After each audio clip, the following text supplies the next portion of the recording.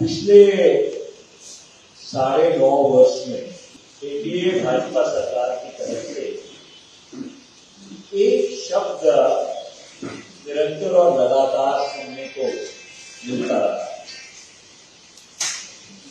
Muscular nationalism, जिसका हिंदी में तर्जुमा होगा डोले वाला राष्ट्रवाद। मैं कोशिश कर रहा था कि कोई शब्द मिल जाए, पर दुर्भाग्यपूर्ण बात यह है कि जब परिस्थितियां जटिल हो जाती हैं तो ये मस्कुलर नेशनलिज्म कहीं पर दिखाई। आज एक छोटे से मुल्क कतर में भारत के 8 सेवानिवृत्त जो नौसेना के उच्च अधिकारी हैं, उनको मौत की सजा सुनाई। उनके ऊपर क्या आरोप है, उनके ऊपर कहां पे मुकदमा चला, उस मुकदमे का फैसला कहां है, कुछ ऐसा पता है। और वो 8 सेवानिवृत्त अधिकारी नौसेना के, जिनको भारत ने कई बार सम्मान दिया, वो पिछले अगस्त 2022 से सॉलिटरी कन्फाइनमेंट में थे और उसके बाद उनको मौत की सजा सुनाई। सरकार की तरफ से, भारत सरकार की तरफ से, विदेश मंत्रालय की तरफ से कोई कदम नहीं उठाया गया है उनकी रिहाई। इसके बावजूद कि निरंतर और लगातार ये बात सरकार के संज्ञान में लाई गई, पर एक छोटा सा मुल्क कतर, उसने ये एनडीए भाजपा सरकार की मस्कुलर नेशनलिज्म की हवा निकालते हैं और उन लोगों की जिंदगी। अप्रैल 2020 से चीन भारत की सरजमीन में घुसा। एक उच्च अधिकारी ने, जो है लद्दाख की एसएसपी हुआ करती थी, उन्होंने एक पेपर लिखकर ये बात कही कि पूर्वी लद्दाख में 56 ऐसे पेट्रोलिंग पॉइंट हैं जहां पे अप्रैल 2020 से पहले भारत की सेना गश्त लगाएगी और आज उन 56 में से 26 ऐसी जगह है जहां पे भारत की सेना जा रही है। अब आप ये सोचेंगे कि इसका छत्तीसगढ़ के विधानसभा चुनाव से क्या लेना देना है। मैं किस संदर्भ और किस परिपेक्ष में बात करता हूं, वो संदर्भ और परिपेक्ष ये है कि विकास का काम तभी हो सकता है अगर प्रदेश में जो सुरक्षा का वातावरण है, वो सुरक्षा का वातावरण एक सामान्य हो, अनुकूल। और इस संदर्भ में मैं आप लोगों को ये याद कराना चाहता हूं कि जब छत्तीसगढ़ राज्य बना था तो जो लेफ्ट विंग एक्सट्रीमिज्म, नेशनलिज्म की, नक्सलवाद की समस्या थी, वो सिर्फ 4 ब्लॉक तक सीमित। और जब भाजपा ने सरकार छोड़ी, 2003 से लेकर 2018 तक उनका शासन रहा, ये समस्या छत्तीसगढ़ के 14 जिलों तक फैली। और जब से कांग्रेस की सरकार बनी, कांग्रेस की सरकार ने, मुख्यमंत्री श्री भूपेश बघेल जी ने बहुत ही एक संजीदा तरीके से, बहुत ही विवेक का इस्तेमाल करते हुए एक ऐसी रणनीति अपनाई जिसमें जो अंग्रेजी में कहते हैं सरकार की हार्ड पावर और सॉफ्ट पावर को का उत्कृष्ट सम्मिश्रण बनाकर इस समस्या के ऊपर उन्होंने काबू पाने की कोशिश की और उसका नतीजा ये हुआ कि उन वर्षों के मुकाबले पिछले 5 वर्ष में जो नक्सली हिंसा की समस्या है उसकी वारदातों में 52% से ज्यादा कमी। 314 जो स्कूल बंद हो गए थे नक्सल प्रभावित इलाकों में, वो स्कूल खोले गए। राशन कार्ड बहुत ही युद्ध स्तर पर बनाए गए और पीडीएस की दुकानें खोली गई और उस सबका नतीजा ये हुआ कि आज कुछ 3 जिलों के कुछ इलाके हैं जहां पे नक्सलवादियों का आर्थिक प्रभाव। इसके साथ साथ एक राज्य के स्तर पर जो हमारी बहनों के खिलाफ हिंसा होती थी उसके ऊपर काबू पाने के लिए डेडिकेटेड विमेन पुलिस स्टेशन भी खोले। मेरा कहने का तात्पर्य यह है कि कोई भी प्रदेश तभी विकास कर सकता है जब उसमें अमन और शांति हो, जो कानून की समस्या है, जो कानून की व्यवस्था है वो सामान्य हो और लोगों में जो एक डर और खौफ का वातावरण था वो डर और खौफ के वातावरण से निजात पाए। और इसलिए मैं आपके माध्यम से छत्तीसगढ़ के सब मतदाताओं को ये अपील करना चाहता हूं कि उन दिनों को याद कीजिए, वो भी दिन थे जब किसी प्रदेश में कांग्रेस पार्टी का पूरा शीर्ष नेतृत्व चंद स्किंटों में ही नक्सलवादियों ने खत्म कर दिया।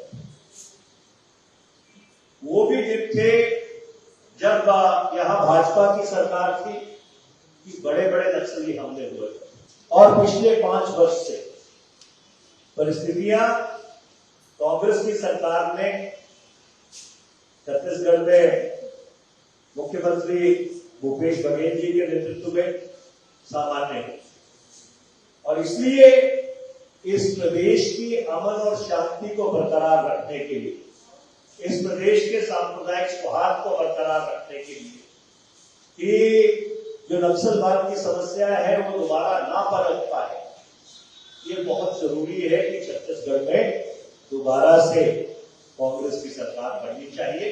आपके माध्यम से मैं छत्तीसगढ़ में तो जो 2 चरण में चुनाव होने जा रहा है, मैं ये अपील करना चाहता हूं छत्तीसगढ़ के मतदाताओं को कि कांग्रेस पार्टी को एक बार दोबारा से मौका। धन्यवाद। आपने जो प्रेस कॉन्फ्रेंस में शुरुआत वो आपको सैनिक है, कैप्चर है, जहां समाज में सेवा है, वो मिलिट्री कंसंट्रेट के हेडसेट से बाहर है और उसके ऊपर आरोप है कि वो जासूसी कर रहे थे इजराइल में। देखिए क्या आरोप है, क्या फैसला आया है, अभी तक इसके बारे में किसी को जानकारी नहीं। ये सारी अटकलें मैंने खुद इस मामले को संसद के अंदर और बाहर अगस्त 2022 से उठाया। उनके परिवारजन भी मेरे संपर्क में थे और उन्हीं के कहने के ऊपर मैंने ये मामला उठाया। मैं केंद्र सरकार से ये मांग करना चाहता हूं कि कतर की अदालत ने जो फैसला सुनाया है उस फैसले को सार्थक किया जाना चाहिए। दूसरा, केंद्र सरकार को, विदेश मंत्रालय को, विदेश मंत्री को ये बताना चाहिए कि अगस्त 2022 से लेकर जब उसको उठाया गया अंधेरी रात में और सॉलिटरी कंफाइनमेंट में रखा गया, अगस्त 2022 से लेकर अक्टूबर 2023 तक केंद्र सरकार ने उनकी रिहाई के लिए क्या कदम उठाया। और तीसरा, यहां तक मेरी जानकारी है, सब्जेक्ट टू करेक्शन, कि इस मामले में कुल 3 बार सुनवाई हुई। 3 सुनवाई में 8 लोगों को मौत की सजा। ये कैसे विश्व गुरु है?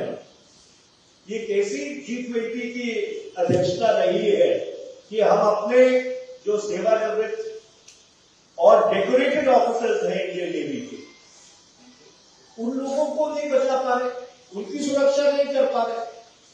भारत का एक बहुत बड़ा डायस्पोरा है पूरी दुनिया में, भारतीय पूरे विश्व में फैले हुए। किस तरह का संदेश ये सरकार उनको भेज रही है कि अगर कोई मुसीबत आ जाए, उनके ऊपर अवैध तरीके से कोई मुकदमा बनाया जाए और इस तरह की कार्रवाई हो, तो भारत सरकार बिल्कुल सुन है, उनकी हिफाजत नहीं कर सकती। आज तक मुझे नहीं लगता कि भारत सरकार ने कतर के जो एम्बेसडर हैं भारत में, उनको बुला के प्रोटेस्ट नोट भी दिया हो कि आपने किस किस्म की अवैध कार्रवाई की है। तो किस किस्म का मस्कुलर नेशनलिज्म है? अगर वो मस्कुलर नेशनलिज्म भारतीयों की हिफाजत नहीं कर सकता तो वो किस काम का है? आप लोगों ने झीलम का सच सामने आने की बात कही, आप लोगों ने अभी तक अपने ही लोगों को न्याय नहीं दिलाया, क्या कारण मानते हैं? देखिए, ऐसा है कि हर घटना, जब भी ऐसी कोई घटना होती है तो उसकी तय तक जाने में, खासकर जब परिस्थितियां जटिल हों, तो समय जरूर लगता है। और इसलिए हर फौजदारी के मामले में बहुत ही जिम्मेवारी से कार्रवाई करने की जरूरत है। और मेरा ये मानना है कि जो हुआ उसको, उन लोगों को न्याय दिलवाने के लिए जो भी जरूरी है वो हमारी सरकार अवश्य करेगी। देखिए, ये बात तो जग जाहिर है कि सीबीआई, इन्फोर्समेंट डायरेक्टर और इनकम टैक्स एनडीए भाजपा सरकार के अग्रिम समिति, उसके फ्रंटल ऑर्गेनाइजेशन, ये कोई निष्पक्ष जांच एजेंसियां नहीं है। और पिछले 9 वर्ष में जितने मुकदमे विपक्षी नेताओं पे बनाए गए पूरे भारत में, आज तक किस मामले में कन्विक्शन हुई? और अगर आप देखें, और मैंने लोकसभा में सवाल पूछा था कि वर्ष 2000 या 1999 से लेकर 2014 तक जितनी ईडी की रेट हुई है, उससे लगभग 600-700% ज्यादा पिछले 9.5 वर्ष में हुई। तो आप कोई जांच एजेंसी भेज दीजिए, किसी के भेजे आप रेड करा दीजिए, साथ में केंद्र शासित जो सेंट्रल फोर्सेज है उनको भेज दीजिए, तो उसका एंड रिजल्ट क्या है? पिछले 9.5 वर्ष में कौन सा ऐसा मामला है जिसको आप एक अदालत में प्रूव कर पाए? और भूपेश बघेल जी बहुत संजीदा आदमी है, अगर उन्होंने ये जो बात कही है किसी जानकारी के आधार पर कही होगी, और इसलिए चुनाव आयोग को इसको बहुत ही गंभीरता से लेने की जरूरत है। देखिए, आपने 2 अलग-अलग सवाल पूछे हैं, उन दोनों का जवाब। जब भी अब मैं छत्तीसगढ़ आया, अब किसी ने अगर प्यार से, सरकार से, आदर से मुझे कोई मोमेंटो दिया या मेरे गले में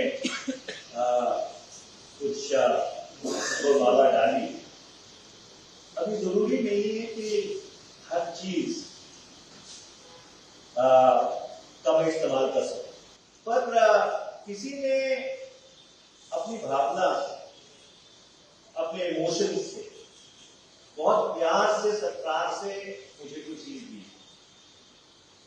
तो क्या ये मेरा उत्तरदायित्व तो बनता है कि मैं उसको नीलाम करूं? कि मैंने स्वर्ण मंदिर की रेप्लिका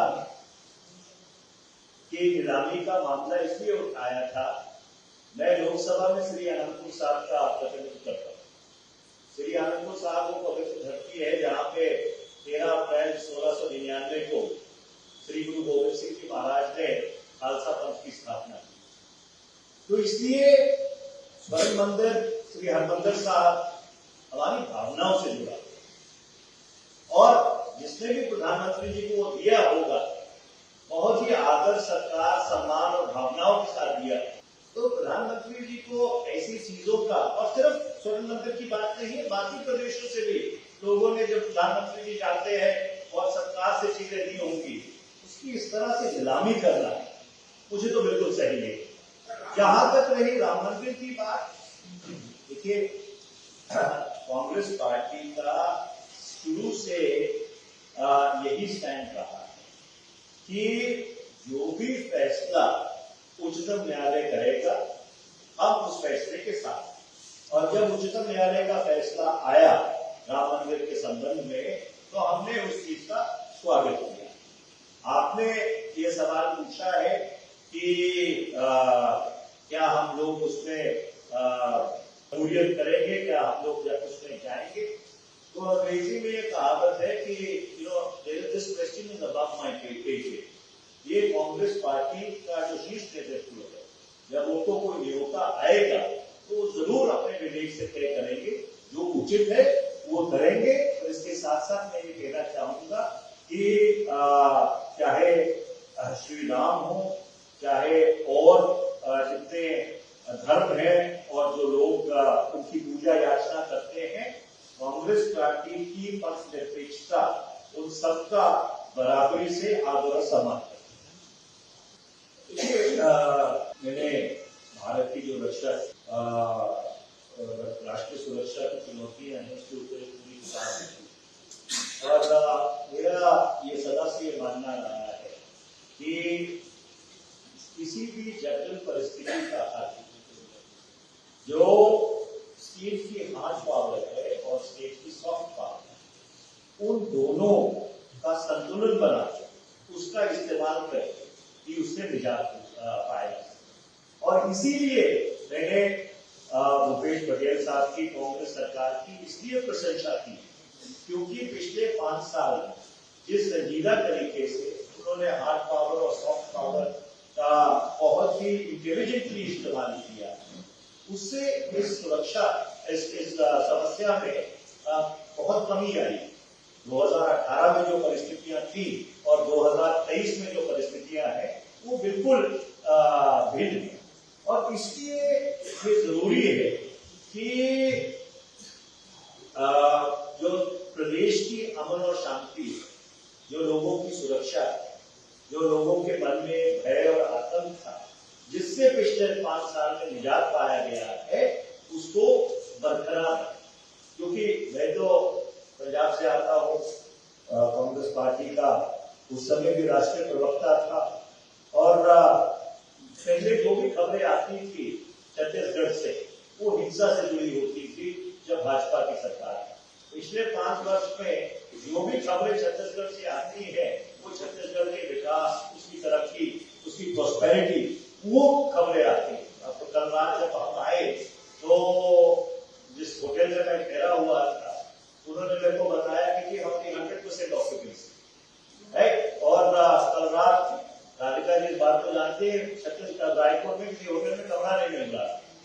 तो ये बहुत अच्छा साइन है कि लोगों का जो भरोसा है, लोगों का जो कॉन्फिडेंस है वो छत्तीसगढ़ में बढ़ा है, और जब कॉन्फिडेंस बढ़ता है, जब भरोसा बढ़ता है तो निवेश होता है, और ये निवेश तभी होता है जब अमन और शांति प्रदेश की बरकरार है।